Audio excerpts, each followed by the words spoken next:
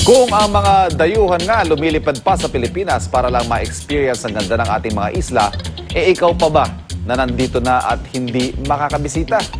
Ito ang ilan sa mahigit 7,000 isla na worth it pasyalan. Winner talaga sa ganda ang Pilipinas dahil hindi lang isa kundi higit 7,000 pulo ang biyaya sa atin na may kapal. Kaya kung drawing pa ang inyong summer vacation, etong ilang isa sa bansa na maaaring dayuhin for your summer getaway as recommended ng travel enthusiast na si Edwin Soriano. Para sa mga taga Metro Manila na gusto ma-experience ang mala Boracay at Palawan feels pero on a budget, sugot na sa Borawan sa Padre Burgos, Quezon. Borawan kasi hindi mo na kailangan mag-aeroplano. From Makati, 4 hours drive by van, papuntang Padre Burgos. And from Padre Burgos, another 15 minutes, boat ride to the Borawan Island. Yung sand ng Boracay at saka yung mga rock formation na nakikita mo sa Palawan, meron din yung Borawan. Family friendly din siya dahil walang underwater current at yung swimming area niya ay may covered ng net. Ipinagmamalaki naman ng Visayas ang Islas de Gigantes na matatagpuan sa Iloilo.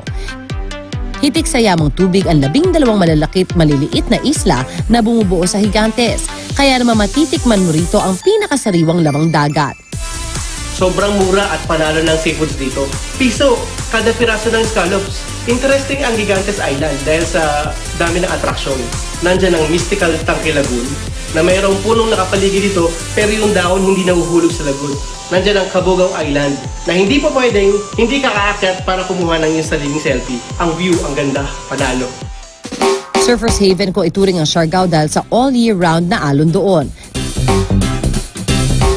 Pero bukod dito, marami pa raw rason upang bisitahin ang isla. Ang Siargao ay hindi lang pang mga surfers.